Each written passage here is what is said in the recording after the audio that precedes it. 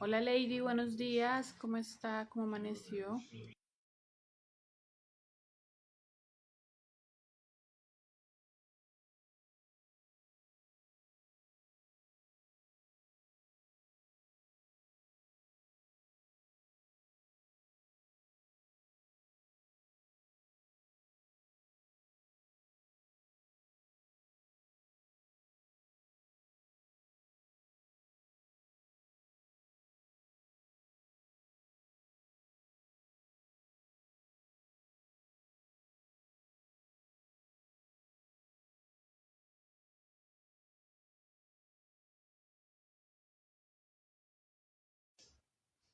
¿Qué más? ¿Cómo amaneció?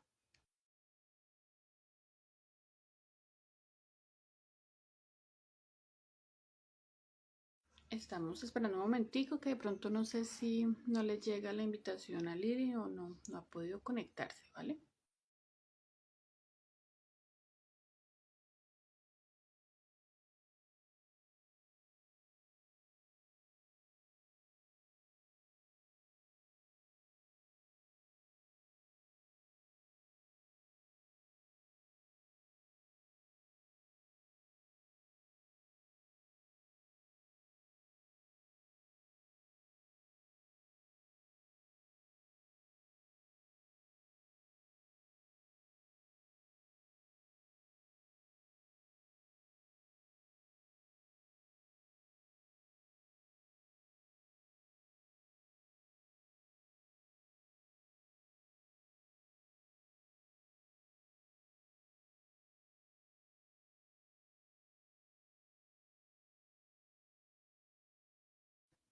Bueno, vamos a iniciar mientras. No sé si de pronto Lili tenga inconvenientes hoy para conectarse. Entonces vamos a iniciar orando. Nuestro buen Dios, te agradecemos, Señor, la oportunidad que nos das de levantarnos, de despertarnos nuevamente, Señor. Y de que en nuestras casas, Señor, si todo está bien, tú permitas que esto pase, Señor. Gracias por esta oportunidad que nos das nuevamente de tener esta lectura, este tiempo, Señor, que ha sido de bendición, porque sabemos que la vida cristiana abarca todo y esto hace parte de ello, que no solo es el tiempo que dedicamos para orar y leer la Biblia, sino que cada cosa, Señor, que esté encaminada a glorificarte, a honrarte y a pronunciar tu evangelio, incluso en nuestra propia casa, a nuestros hijos, Señor.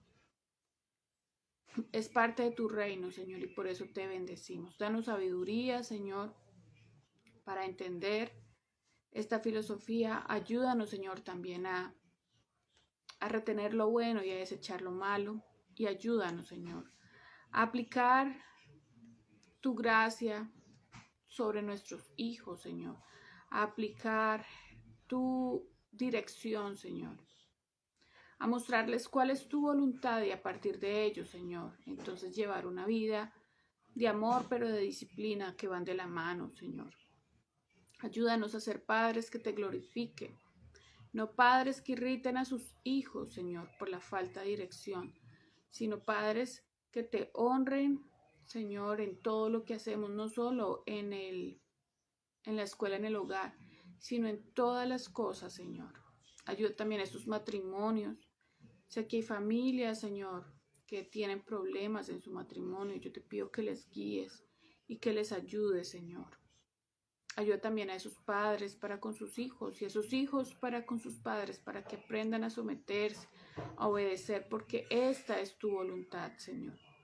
Ayúdanos, Padre Santo. Necesitamos completamente tu ayuda, Señor. Necesitamos de ti en nuestras vidas y en nuestras familias. Gracias por tantas bendiciones que nos brindas día a día. Gracias, Señor, y perdona nuestra maldad, que contra ti, Señor, pecamos. Bendito, Señor, eres tú. En el nombre de Jesús te damos muchas gracias. Amén. Bueno, muy buenos días. Bienvenidos a los que ya se están uniendo.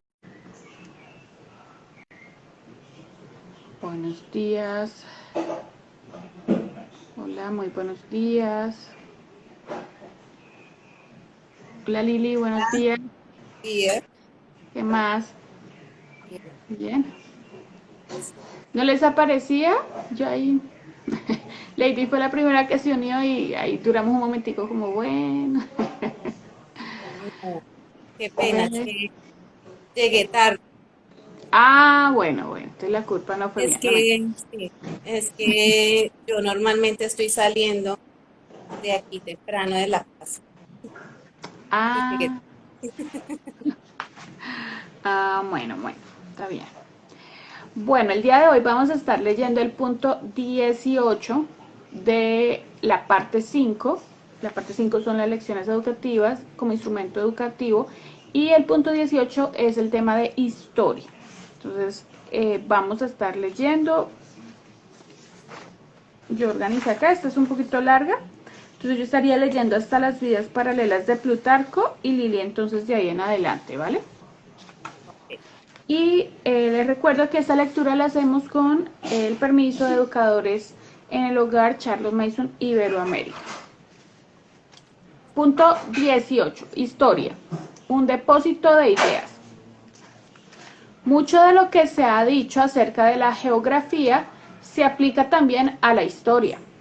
Otra asignatura que también debiera ser para el niño un depósito inagotable de ideas, que debiera enriquecer las habitaciones de su bella morada con 1000 cuadros, tanto trágicos como heroicos, y que debiera formar en él, sin que él lo note, aquellos principios por los cuales juzgará en lo sucesivo la conducta de las naciones y regirá su propia conducta como se rige una nación. Todo esto es lo que el estudio de la historia debiera producir en el niño. Mas, ¿qué puede conseguir a partir de la mísera pequeña crónica de enemistades, batallas y muertes que se le presenta como un reinado? ¿Tanto más repelente al amedrentar con fechas? Estas el niño no las puede recordar adecuadamente, no logra con las cifras de 1 o 2 dígitos, pero los siglos se le confunden. ¿Y cómo puede decir cuáles eventos corresponden a qué reinado, cuando para él los reyes son solo diferentes en número y un periodo diferente de otro solo en la fecha? Pero avanza a tropezones de todas maneras, en su amigable y parlanchín librito de historia. Lee sobre todos los reinados de todos los reyes, desde Guillermo el Conquistador hasta Guillermo IV, y de vuelta hacia los sombríos días cuando reinaban los bretones. ¿Y cuál es el resultado? Que quizás no existe ninguna otra forma de torcer el juicio del niño, de llenarlo de nociones toscas, de prejuicios estrechos que tengan mayor éxito que la de hacerlo tomar algún curso de historia inglesa como la que se ha mencionado. y tanto más si su librillo de texto mantiene un tono moral o religioso y trata de señalar la moraleja al mismo tiempo que registra los hechos. La enseñanza moral cabe, por cierto, dentro del ámbito de la historia, pero el pequeño volumen que usa el niño no da cabida a la discusión justa y razonable sobre la cual deben basarse las decisiones morales, ni el niño tiene la edad suficiente para que asuma la actitud judicial que tal decisión supone. Los esquemas son perjudiciales. El error fatal radica en la noción de que el niño debe aprender resúmenes o una edición infantil de toda la historia de Inglaterra o de Roma, del mismo modo que debe cubrir la geografía de todo el mundo. No, por el contrario, que se entretenga placenteramente en la historia de un solo personaje, de un breve periodo, hasta que piense los pensamientos de tal persona y conozca bien las características de dicho periodo. Aunque esté leyendo y pensando sobre el transcurso de vida de un solo personaje, en realidad se está familiarizando íntimamente con la historia de toda una nación durante toda una era. Que pase un año de feliz intimidad con el rey Alfredo, el que dice la verdad, con Guillermo el Conquistador, con Ricardo y Saladino, o con Enrique V, el Enrique V de Shakespeare y su ejército victorioso.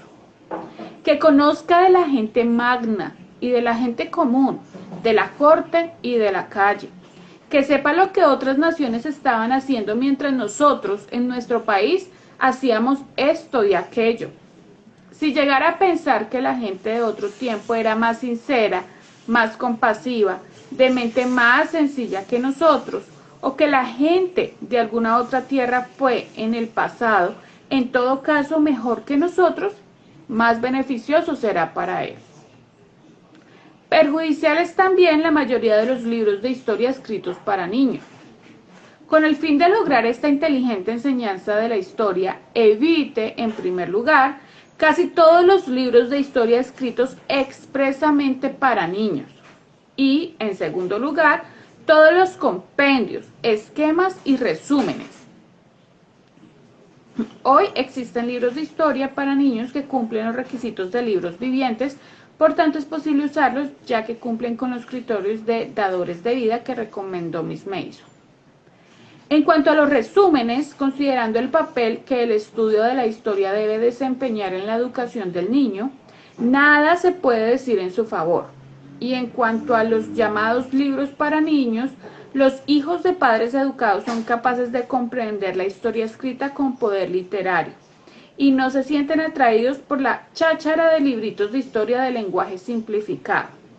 Al leer tales libros, la madre omite empleando el discernimiento, parafraseando bastante tal como las madres suelen hacer tan fácilmente, y los niños pueden pasar por los primeros volúmenes de una historia del país que esté bien escrita e ilustrada, digamos hasta la Edad Media. En original, en cuanto a la historia de Inglaterra, hasta los Tudor, alrededor de los años 1600. Durante el curso de tal lectura, será necesario hacer muchas preguntas a ellos y que ellos hagan muchas preguntas, tanto para asegurar que pongan atención como para fijar los datos. Esto es lo mínimo que se debiera hacer, pero mejor sería contar con información más completa, más detalles gráficos sobre 2 o 3 épocas iniciales. Lo más adecuado para los niños es la historia inicial de una nación. Para el estudio realizado por los niños, la historia temprana de una nación es mucho más adecuada que los registros posteriores, porque la narrativa histórica transcurre a lo largo de unas pocas líneas generales y simples, mientras que los gobiernos, cuando existen, no son más que las iniciativas de una mente ingeniosa para enfrentar las circunstancias dadas. A continuación, información sobre un autor inglés. Mr. Freeman ha proporcionado una interesante historia inglesa temprana para niños, pero, en general, ¿no es mejor llevarlos directamente al manantial, cuando sea posible?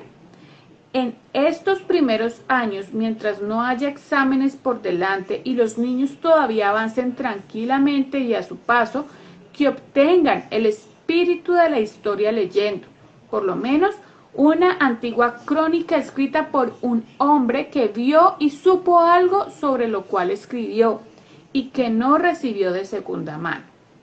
Tales libros antiguos son una lectura más fácil y placentera que la mayoría de las obras modernas sobre historia, porque los autores no se inmiscuyen mucho en la dignidad de la historia, sino que avanzan con placer como lo haría un arroyo del bosque. Nos cuentan todo al respecto de algo, conmueven el corazón con la historia de un gran evento, nos divierten con festivales y espectáculos, nos otorgan íntimo conocimiento de la gente grandiosa y nos hacen mirar amistosos a los humildes. Dichas obras son lo más perfecto para los niños cuyas almas ansiosas quieren alcanzar las personas vivas detrás de las palabras del libro de historia y a quienes no les importa nada en absoluto el progreso, o los estatutos, o cualquier otra cosa que no sean las personas, gracias a cuya acción la historia no es más que un conveniente escenario para la mente infantil. Un niño al que se le ha llevado a través de un solo cronista antiguo, de esta manera tiene una mejor base para todo tipo de información histórica que si supiera todas las fechas, nombres y hechos aprendidos alguna vez para un examen. Algunas crónicas antiguas. A continuación, es necesario recordar a los educadores la necesidad de encontrar crónicas propias de Latinoamérica o del país donde vivimos, aunque si se desea hurgar en un pasado aún más lejano, crónicas de España sería lo más adecuado. La primera crónica en orden cronológico y colmada de las lecturas más fascinantes es la Ecclesiastical History of England, by the Venerable Bede, o Historia Eclesiástica de Inglaterra, escrita alrededor del año 731 DC por Beda el Venerable, quien se refiere a sí mismo ya en el siglo VII cuando dice: para mí siempre fue una dulzura aprender y enseñar y escribir. El profesor Morley dice sobre él: nos ha dejado una historia de los primeros años de Inglaterra, sucinta pero casi siempre llena de vida, de tono profesional pero infantil también, tanto práctica como espiritual, justo a la medida, siendo la obra de un verdadero erudito que respira amor por Dios y por el hombre. Solo a Beda debemos el conocimiento de mucho de lo más interesante de nuestra historia temprana. Guillermo de Malmesbury, siglo XII, dice de Beda que casi todo el conocimiento de eventos pasados se fue a la tumba con él. Y Malmesbury no es un mal juez, pues en sus Crónicas de los Reyes de Inglaterra se considera que él mismo llevó a la perfección el arte de escribir crónicas. Malmesbury proporciona en particular una descripción vívida y gráfica de los acontecimientos contemporáneos, como la historia de la triste guerra civil entre Stephen y Matilda. Mientras tanto, está Asser, que escribe la vida de Alfred, escrita no más tarde que el año 974.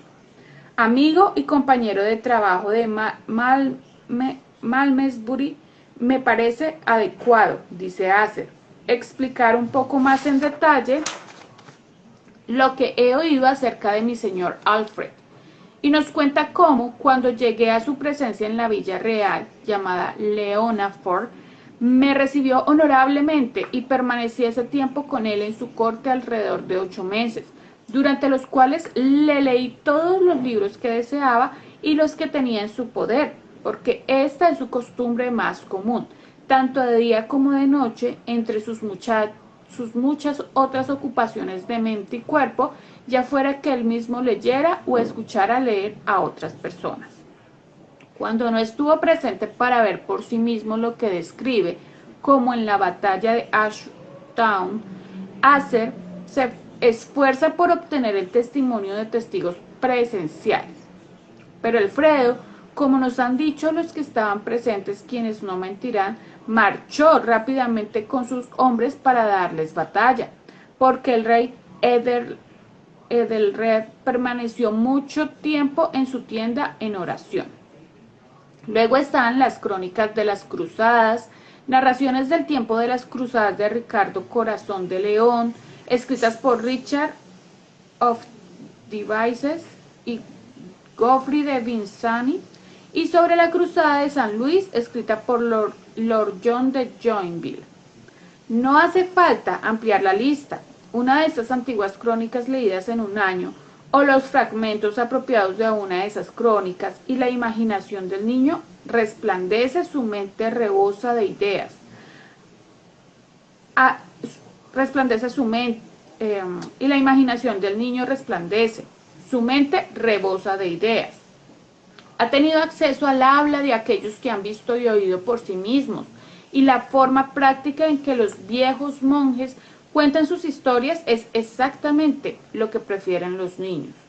Más adelante, usted puede poner esquemas aburridos en sus manos y ellos realizarán solos la historia. La época mítica.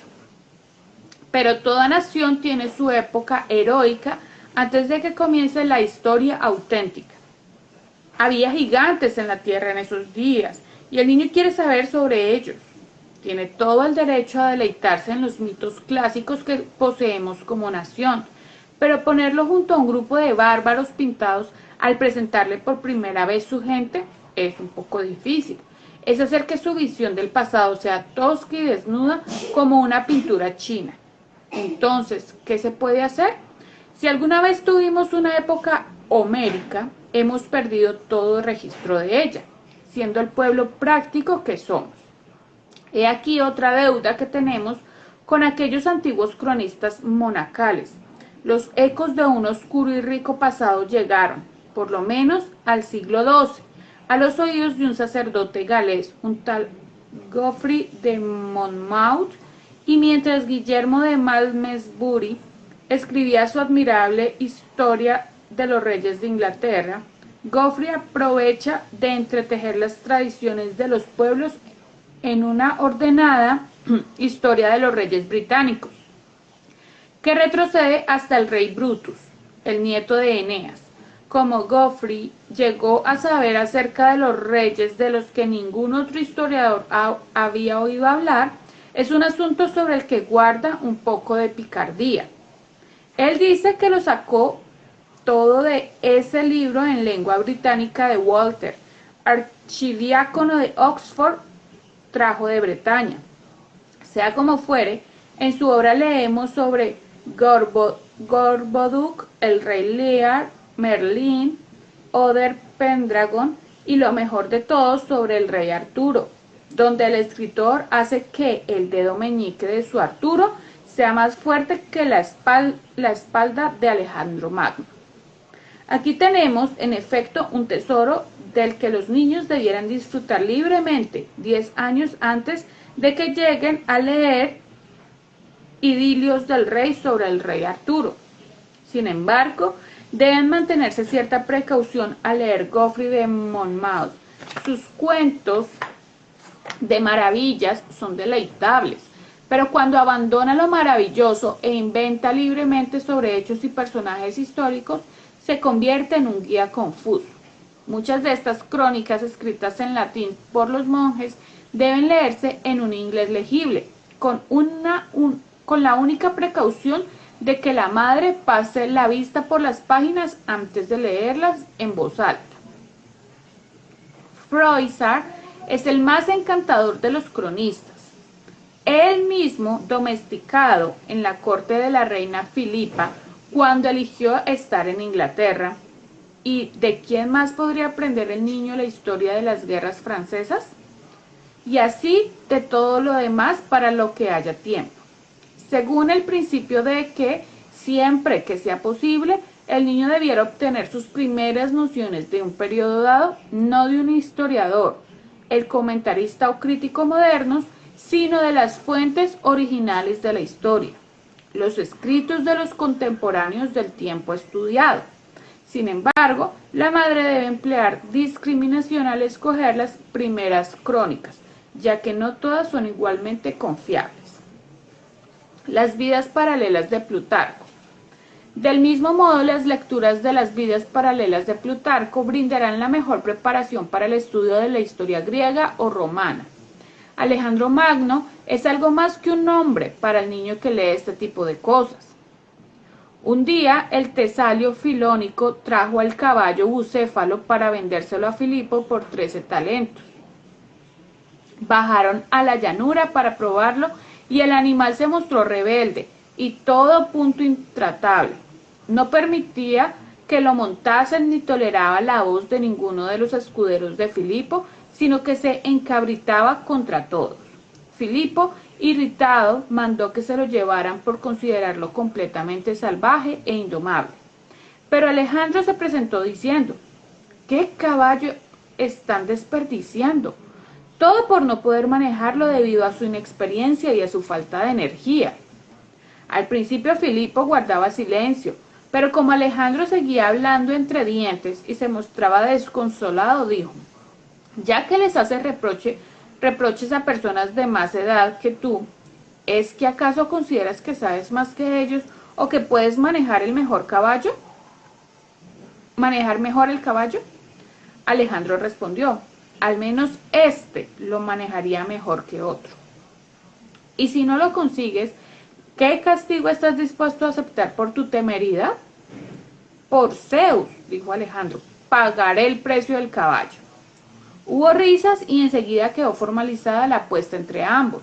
Al punto corrió Alejandro hacia el caballo, cogió las bridas y le volvió de cara al sol, pues, según parece, se había percatado de que el animal se inquietaba al ver su propia sombra, que se proyectaba agitándose delante de él. Durante unos instantes estuvo caminando junto a él y acariciándolo, mientras lo vio furioso y jadeante, y desprendiéndose tranquilamente de su ciámide. De un salto quedó firmemente montado sobre su grupa. Tirando un poco del freno con las bridas, consiguió sofrenarlo sin golpearle ni desgarrarle la boca. Cuando vio que el caballo deponía su actitud amenazante y que estaba deseoso de correr, aflojó las riendas y se lanzó a la carrera con un grito ya más atrevido y espoleándole con el pie. Al principio Filipo y los suyos estaban mudos de inquietud, pero cuando giró y volvió hacia ellos con soltura, ufano y contento, todos prorrumpieron en vítores.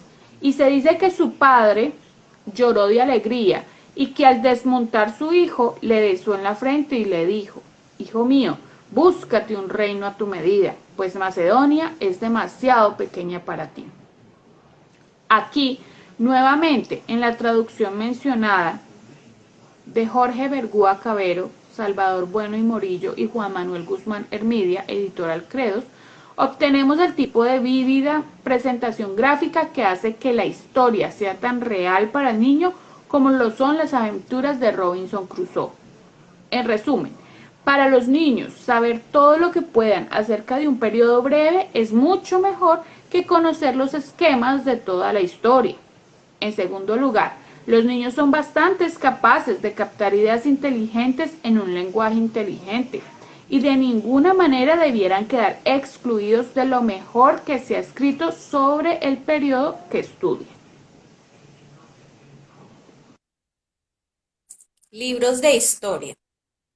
No es nada fácil elegir los libros de historia adecuados para los niños. Como hemos visto, deben evitarse los meros resúmenes de los hechos y debemos ser igualmente cuidadosos de evitar generalizaciones. La función natural de la mente en los primeros años de la vida es reunir el material de conocimiento con miras a ese mismo esfuerzo de generalización que es propio de la mente adulta, una labor que todos deberíamos llevar a cabo en cierta medida por nosotros mismos. No obstante, tal como están las cosas, nuestra mente está tan mal provista que aceptamos sin reparos las conclusiones que otros nos presentan, pero podemos por lo menos evitar dar a los niños opiniones ya establecidas sobre el curso de la historia mientras sean aún jóvenes. Lo que ellos quieren son los detalles gráficos de eventos y personas sobre los cuales la imaginación se pone a trabajar y las opiniones tienden a formarse lentamente a medida que aumenta el conocimiento. El señor George Powell, quizás más que otros, ha encontrado la forma adecuada de enseñar a los niños pequeños, a quienes me refiero en el prefacio de Antiguas Historias de la Historia Británica, y dice: el escritor ha elegido las historias que pensó que divertirían y complacerían a sus lectores y les darían al mismo tiempo algún conocimiento de las vidas y pensamientos de sus antepasados. Con este fin, no ha escrito únicamente sobre grandes gentes, reyes, reinas y generales, sino también sobre personas sencillas y niños, así es, y también sobre pájaros y bestias. Así tenemos la historia del rey Lear de Cuchulainn y el rey Canuto y el poeta Other de Havelock y Juba, mucho más. Todas las historias valientes y gloriosas. De hecho, el señor de George Powell nos brinda un tesoro oculto perfecto en sus dos pequeños volúmenes de All Stories y Sketches from British History, que son mejores para nuestro propósito, porque los niños pueden leerlo por sí mismos tan pronto como son capaces de leer. Estos cuentos escritos en un inglés bueno y sencillo y con cierto encanto de estilo se prestan admirablemente para la narración. De hecho, es muy interesante escuchar a los niños de 7 u 8 años contar una historia larga sin perder un detalle, poniendo cada evento en el orden correcto. Estas narraciones nunca son una reproducción servil del original. La individualidad de un niño juega con lo que disfruta y la historia sale de sus labios, no precisamente como la cuenta el autor, sino con cierto espíritu colorido que expresa el narrador. Por cierto, es muy importante que se permita a los niños narrar a su manera y que no se les presione ni se les ayude con palabras y expresiones del texto. Una narración debe ser original en tanto proviene del niño, es decir, su propia mente debiera haber actuado sobre el tema que ha recibido. Las narraciones que son meras proezas de la memoria no tienen ningún valor. Ya he hablado de los tipos de crónicas antiguas de las que deben nutrirse los niños, pero estas a menudo son demasiado difusas para ofrecer un buen material para la narración, y es bueno tener cuentos cortos apropiados especialmente para este propósito. Quisiera mencionar 2 tomos a los que se deleitan los niños, que alimentan el sentimiento patriótico y sientan una amplia base para el conocimiento histórico. Me refiero a Tales from Paul's Cathedral y Tales from Westminster. Es algo hermoso y deleitoso llevar a los niños que han leído estos cuentos a la abadía A.St. Paul y identifiquen por sí mismos los lugares consagrados a sus héroes. Saben tanto y están tan llenos de vivo interés que instruyen e inspiran a sus mayores. Hay sin duda una multitud de cuentos históricos y diarios para niños, y algunos de ellos, como Los prisioneros de la Torre de Londres o de Brook Hunt, son muy buenos, pero que la madre tenga cuidado. No hay nada que requiera un tacto más delicado y una simpatía comprensiva con los niños que esta cuestión aparentemente sencilla de elegir sus libros escolares y especialmente, quizás, sus libros escolares de historia. Muchos niños de 8 o 9 años estarían listos para leer con placer una historia de Inglaterra o de H.O. Arnold Forster, quien hace mucho tiempo se ganó una reputación excelente en el campo de la literatura educativa. Tanto en esa literatura como en el asunto de política más inmediata, el señor Arnold Foster tiene el don de ver el defecto y el remedio, una omisión y medios para suplirla. Vio que los niños ingleses crecían sin ningún conocimiento de las condiciones en que viven o de las leyes que los gobiernan. Pero desde la aparición de Citizen Reader o el lector ciudadano y de Laws of Everyday Life o las leyes de la vida cotidiana, hemos cambiado todo eso. La historia de Inglaterra, o como la llaman los niños, solo history, ignorando el hecho de que hay una historia además de la de Inglaterra hasta ahora, ha sido presentada a los jóvenes como esquemas de fechas y hechos, o como colecciones de historias románticas que contienen poca coherencia y mínimos resultados sobre la suerte del país. El señor Arnold Foster dice en su prefacio que él es reacio a presentar su libro con un título tan repelente como resumen o esquema de la historia inglesa. Tales títulos parecen implicar llanamente que están excluidos el elemento de interés y el romance que son inseparables de la vida y los hechos de los individuos, y que una tabla cronológica ampliada cubrirá el deber de la historia. Pero leer la historia inglesa y no darse cuenta de que está colmada del interés, salpicada de eventos importantes y abundante en incidentes dramáticos, es perder todo el placer y la mayor parte de la instrucción que su estudio, si se lleva a cabo adecuadamente, puede brindar. El autor cumple su promesa implícita y su obra es, me atrevo a decir, tan colmada de interés, salpicada de eventos importantes y abundante en incidentes dramáticos, como es posible, considerando las limitaciones que le imponen los hechos que él escribe para lectores sin educación, y nos ofrece un panorama de toda la historia inglesa en un volumen agradable, copiosamente y sabiamente ilustrado, de unas 800 páginas. Por ejemplo, el revelador y lúcido es lo siguiente, y cómo desearíamos todos habernos topado con un párrafo así en nuestros primeros estudios de arquitectura. En la página 23 tenemos imágenes de dos ventanas. Una de ellas es lo que se llama una ventana puntiaguda. Todos sus arcos ascienden en punta y se construyó mucho antes del periodo Tudor. La otra se construyó en la época de la reina Isabel. En ella, el eje vertical o parte luz o de la ventana asciende directamente hacia la parte superior sin formar un arco. Este estilo de construcción en ventanas se llama estilo perpendicular, porque en los parteluces de la ventana son perpendiculares.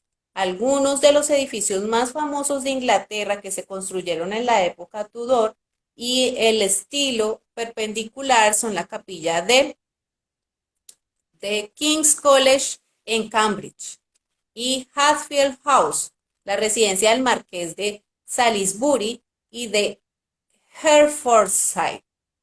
En este volumen, el señor Arnold Foster ha hecho para los niños y los analfabetos lo que el profesor Green hizo en su Shorter History of England para estudiantes un poco más avanzados, despertando a muchos hacia el hecho de que la historia es un tema fascinante de estudio.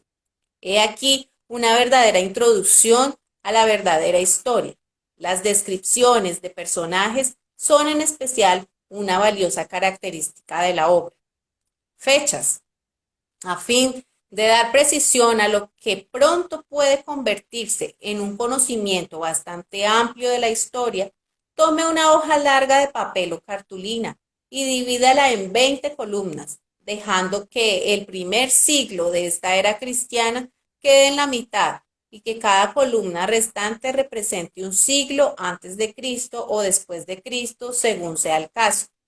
Luego, que el niño mismo agregue en la medida que pueda los nombres de las personas con las que se encuentra en el debido orden en su siglo apropiado. No necesitamos preocuparnos por ahora en fechas más exactas. Con esta simple tabla de los siglos, la mente del niño armará un panorama gráfico con el cual verá los eventos en su orden temporal.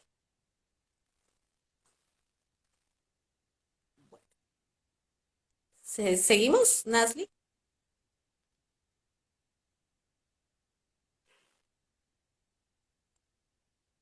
Nasli, Pues ahí nos ¿seguimos? quedaría la última parte, que es la ilustración es hecha por niños. Sí, terminemos como el tema de historia para no dejarlo ahí. Ilustraciones hechas por niños, por los niños. Las lecturas de historia proporcionan un material admirable para la narración y los niños disfrutan narrando lo que han leído u oído. También les encanta hacer ilustraciones. A los niños que habían estado leyendo a Julio César y también Vidas Paralelas de Plutarco, se les pidió que hicieran un dibujo de su escena favorita. Y los resultados mostraron el extraordinario poder de visualización que ellos poseen. Está además decir que los que visualizaron o imaginan claramente lo saben, se han convertido en una posesión de por vida.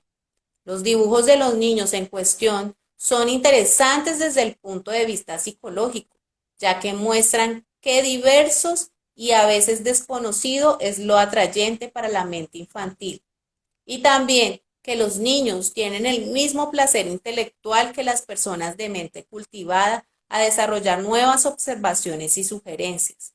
Los dibujos, dicho sea de paso, dejan mucho que desear, pero tienen esto en común con el arte de los pueblos primitivos. Cuentan la historia de manera directa y vívida. Una niña de 9 años y medio representa a Julio César conquistando Gran Bretaña. Viaja en un carro montado sobre guadañas. Está vestido de azul y trozos del cielo azul aquí y allá le dan el color complementario. A lo lejos, un soldado planta la insignia con el águila romana negra sobre el fondo rosa. En el primer plano hay un combate cuerpo a cuerpo entre romanos y británicos, cada uno con una espada de enorme longitud. Otras figuras aparecen haciendo diversas cosas. Otro dibujo nos muestra a Antonio pronunciando su discurso después de la muerte de César. Esta niña, que es mayor, proporciona arquitectura. Uno mira a través de un arco que conduce a una calle lateral y, en primer plano, Antonio está de pie sobre una plataforma, al final de un tramo de escalones de mármol. La actitud de Antonio expresa indignación y desprecio. Abajo hay una multitud de romanos ataviados con la toga, cuyas actitudes muestran diversos matices de abatimiento y consternación. Detrás está el sirviente de Antonio en uniforme, sujetando el caballo de su amo, y en la plataforma, en la parte trasera de Antonio, yace César, con la púrpura real arrojada sobre él. El principal valor del dibujo es tanto dibujo en tanto dibujo es que cuenta la historia. Otra niña dibuja la Calpurnia rogándole a César que no vaya al Senado. César está armado y perturbado, mientras Calpurnia sostiene la mano extendida de él con las suyas mientras se arrodilla ante él, el rostro levantado en súplica, su comisión azul suelta y larga cabellera dorada aportan color al cuadro. Este artista tiene 14 años y el dibujo se encuentra mejor elaborado. Otro artista presenta a Bruto y a Porcia en el huerto con un muro meridional de ladrillo rojo, espalderas y dos dignificadas figuras que apenas cuentan su historia. Otro niño nos muestra la escena en el tribunal, con César sentado en el púrpura real, Bruto arrodillado ante él y Casca de pie detrás de su silla con la mano extendida, sosteniendo una daga, diciendo: por mí las manos hablen. Mientras César dice: ¿no está Bruto inútilmente de rodillas? Nuevamente tenemos a Lucio tocando para Bruto en la tienda. Bruto, armado de pies a cabeza, sentado en un taburete, intenta en vano leer, mientras Lucio, una apuesta figura sentado frente a él, toca el arpa. Los dos centinelas, también completamente armados, están tendidos en el suelo, profundamente dormidos. Otro nos presenta a Claudio vestido de mujer en el Festival de Mujeres, las damas con ojos notables y cada una con antorcha encendida. Otra imagen representa con mucho espíritu a César, leyendo una historia a los galos conquistados, que se paran en filas en la ladera de la colina, escuchando al gran hombre con una paciencia ejemplar. En estas ilustraciones originales, varias de ellas realizadas por niños mayores que aquellos a que nos referimos en esta obra, tenemos un ejemplo de las diversas imágenes que surgen en la mente de los niños durante la lectura de una gran obra. Y un simple vistazo a la mente de un niño nos convence de la importancia de sustentar esa mente con carne sustanciosa. La imaginación no despierta ante la sugerencia de cosas débiles y bien diluidas que con demasiada frecuencia se ponen en manos de los niños. Jugar a la historia. Los niños tienen otras formas de expresar las concepciones que les nacen cuando están debidamente alimentados. Juegan a sus lecciones de historia, se disfrazan, hacen cuadros, representan escenas o tienen un escenario y sus muñecas actúan. Mientras pintan la escenografía y pronuncian los discursos, los modos de expresión que encuentran los niños no tienen fin cuando ellos tienen algo que expresar. El error que cometemos es suponer que la imaginación es alimentada por la naturaleza o que ella aborda a partir la insípida dieta de los cuentos infantiles. Deje que el niño obtenga aquella carne que él necesita gracias a sus lecturas de historia y en la literatura que naturalmente se recopila en torno a dicha historia. Y la imaginación se activará sin ninguna ayuda nuestra. El niño vivirá en todo detalle 1000 escenas, sirviéndose de la más íntima insinuación de las mismas que llegue a captar.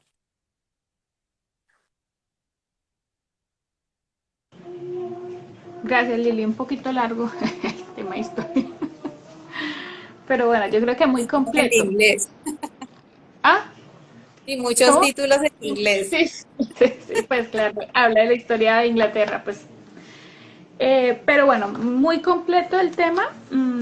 Ya digamos, pues no vamos a decir mucho más porque está muy completo.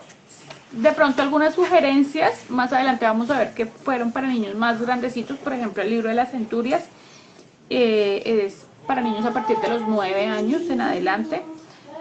Mientras tanto, digamos que la primera parte sí aplica para los niños más pequeñitos. El tema, por ejemplo, de los dibujos que menciona acá también fueron hechos por niños más grandes, por lo tanto, pues digamos que ya se ha abordado bastante historia y por eso los niños pueden hacer dibujos de este tipo, ¿no?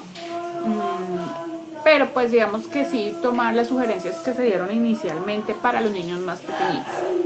Entonces, bueno, hasta ahí dejamos. Si tienen alguna pregunta del libro de las centurias, hay un material descargable o si quieren saber cómo hacerlo, también hay enlaces por internet en YouTube de cómo organizarlo en un cuaderno o en hojitas, o hay personas que ya lo han diseñado y lo venden por internet para imprimir. Entonces también hay páginas que lo diseñan. Bueno, muchísimas gracias por escucharnos hasta aquí y nos veremos, si Dios lo permite, el día de mañana. Bendiciones. Chao, Lili, muchas gracias. Hasta luego.